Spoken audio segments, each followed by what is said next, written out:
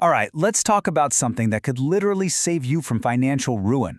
You've got car insurance, you've got home insurance, but what happens when a real disaster strikes and those policies just run out of money? We're going to pull back the curtain on the ultimate financial safety net. It's called umbrella insurance. So let's just get right to it. Picture this. You're in a bad car wreck, or maybe someone has a serious fall on your property. You think, hey, I have insurance, I'm covered. But what happens when the lawsuit that comes next is for way more than your policy limit? What then? Where does that money come from? And this is where it gets really scary. A lot of basic policies have liability limits of, say, $50,000. But a major accident, the legal cost and medical bills can blow past that in a heartbeat. In a scenario like this one, your auto policy pays its max, and suddenly you are on the hook for $800,000. That's not just your savings we're talking about. That's your house, your retirement, even your future paychecks. Everything is at risk. So, to make sure that doesn't happen, here's what we're going to do. We're going to break it all down. First, we'll look at that coverage gap. Then we'll introduce the solution, your financial safety net. We'll see how it all layers together. We'll even clear up a really common point of confusion between two different policy types, explain a kind of weird deductible, and finally, help you figure out if this is something you need.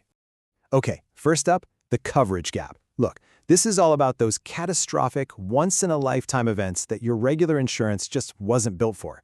And that gap, that's where the real danger is. Which brings us to the hero of our story today, your financial safety net.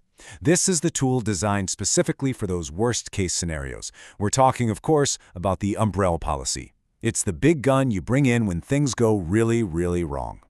And really, you can just think of it as catastrophe insurance. It's not the first thing that pays out. Instead, it's this huge extra layer of protection that sits right on top of your existing home and auto policies, just waiting to spring into action if those other policies get totally wiped out.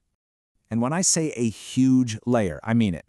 These policies typically start at $1 million in extra coverage, and they go up from there.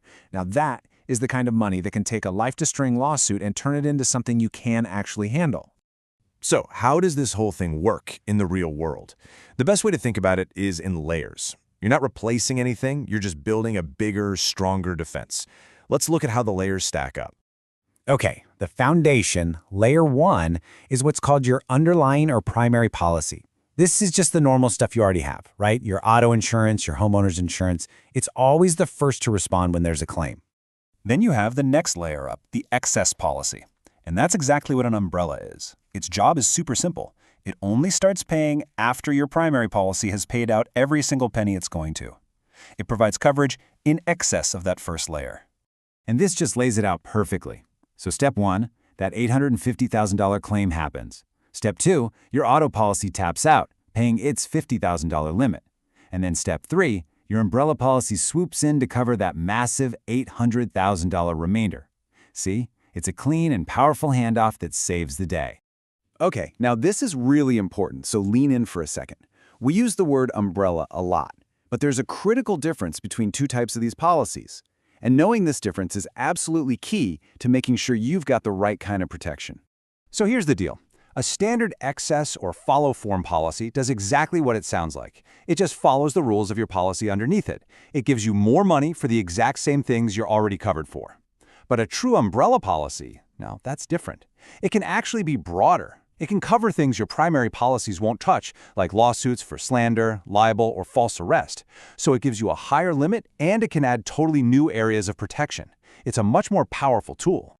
And that power of the true umbrella leads us to this kind of unique feature. If your umbrella covers something your main policy doesn't, you might have to pay a little something first. It's called a self-insured retention, or SIR. The easiest way to think about the SIR is like this. It's a special deductible that only shows up in one very specific situation. It's when your homeowner's policy says, nope, we don't cover that, but your awesome umbrella policy says, yes, we do. In that one case, you pay the SIR out of your own pocket, and then the umbrella takes over for the rest. Let's just walk through it. Say someone sues you for slander. Your homeowner's policy is probably going to deny that claim, but your true umbrella policy does cover it.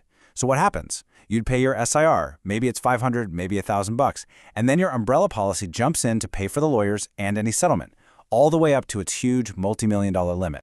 So, we've talked about what an umbrella policy is, how it works, and some of the nerdy details. But now for the question that really matters. Do you actually need one? Let's figure that out. Honestly, it's pretty simple.